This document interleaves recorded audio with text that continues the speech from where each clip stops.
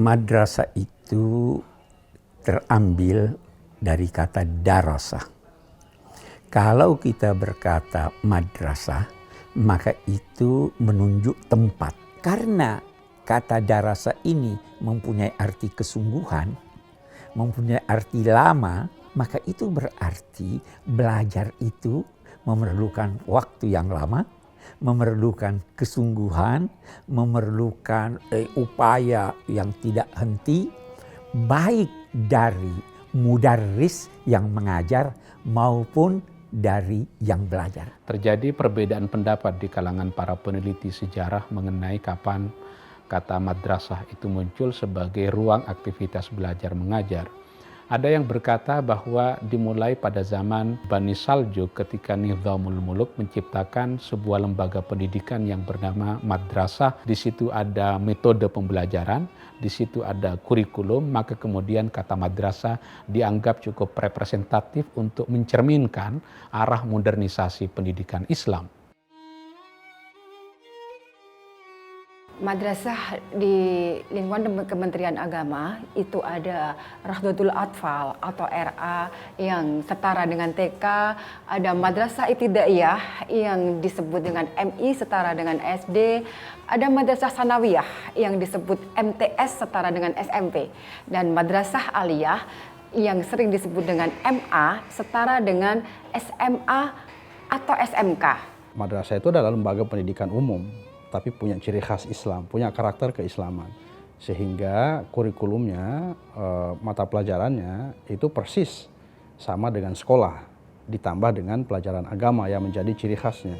Jadi madrasah ini adalah lembaga pendidikan plus sesungguhnya. Sekolah yang identik dengan kurikulum Kemdikbud, kemudian ditambah dengan kurikulum Kementerian Agama. Materi keislaman di madrasah kita ekstrak menjadi 5. Al-Quran, hadis, akidah, akhlak, fikih, sejarah kebudayaan Islam, dan bahasa Arab. Dari sumber Al-Quran dan As-Sunnah atau Al-Hadis ini, para ulama sejak zaman dulu sampai dengan sekarang kan banyak melakukan aktivitas-aktivitas intelektual, melakukan interpretasi, melakukan pemahaman, lalu mereka bukukan menjadi fikih.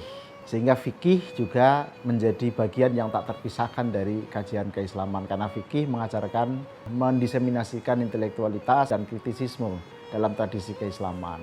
Mengapa ada akidah akhlak, intelektualitas tanpa kemudian dibarengi dengan moralitas religius, dikhawatirkan akan bisa mengarah kepada dehumanisasi atau mengebiri nilai-nilai kemanusiaan. Kita perlu belajar, perlu mengetahui bagaimana dulu peradaban Islam ini dikembangkan. Nah, mengapa juga ada komponen bahasa Arab? Karena memang kebetulan bicara sumber itu dalam bahasa Arab, begitu ya. Kemudian mayoritas karya yang terlahir dalam fikih juga bahasa Arab. Kemudian akidah akhlak pun juga banyak yang kemudian masih tertulis dalam bahasa Arab. Lalu yang keempat, SKI, sejarah budaya Islam, juga para sejarawan Muslim juga banyak yang menuliskan sejarah Islam dalam bahasa Arab. Sehingga komponen bahasa Arab menjadi sangat penting.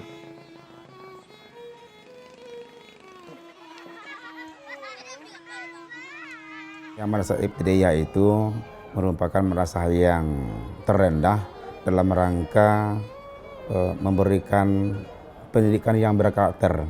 Memang pada hari ini itu yang sangat-sangat perlu kita terapkan dalam kehidupan kita sehari-hari. Yang pertama dan utama adalah menanamkan dalam benak, bahkan membina karakter murid supaya dia mau belajar. Jadi harus dihindari hal-hal yang bisa menjauhkan murid, siapapun dia itu, dari bosan belajar. Harus dihindarkan dari murid, oleh guru, oleh lingkungannya, hal-hal yang bisa menjadikan dia benci sekolah atau benci guru. Jadi kalau ditanya apa yang mesti dilakukan, yang pertama adalah menjadikan dia gemar untuk belajar. Jadi anak-anak itu tidak hanya mempelajari agama, tapi bagaimana agama terinternalisasi dalam diri anak. Tidak hanya menjadi soleh saja, rajin ibadah, sholat, hubungan vertikalnya dengan Tuhan bagus. Tetapi juga menghargai sesamanya, menghargai orang lain, respect kepada orang lain.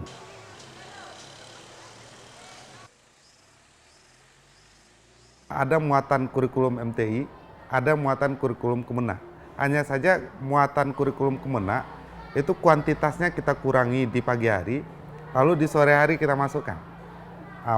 Di malam hari muatan kitab kuning kita masukkan di proses pembelajaran di asrama, sehingga dua muatan kurikulum itu terakomodir dengan baik.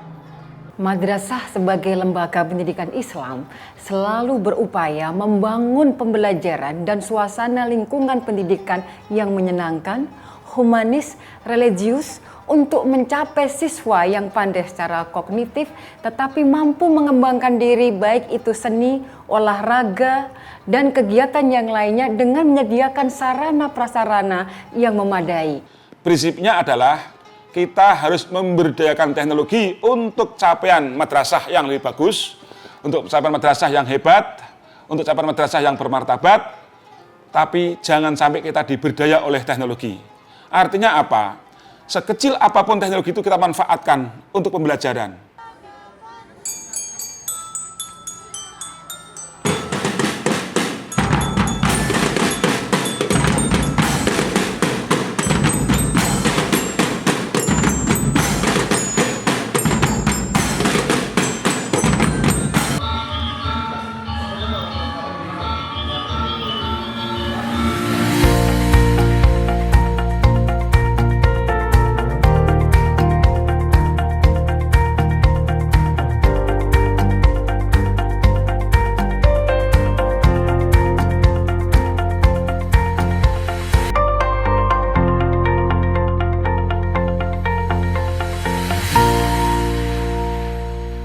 Madrasah ini kan sebetulnya suatu lembaga yang berupaya juga secara internal itu mewadahi semua paham-paham yang ada di dalam agama Islam.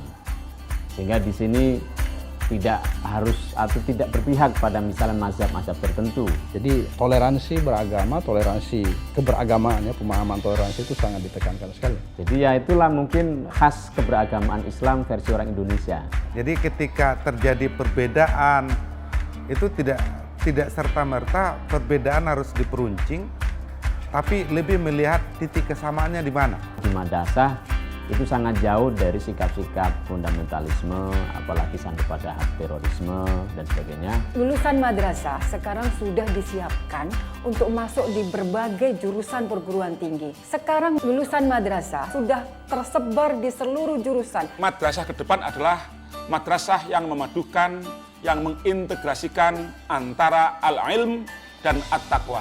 Madrasah akan kita bawa menjadi madrasah yang mengedepankan ilmu pengetahuan dan karakter.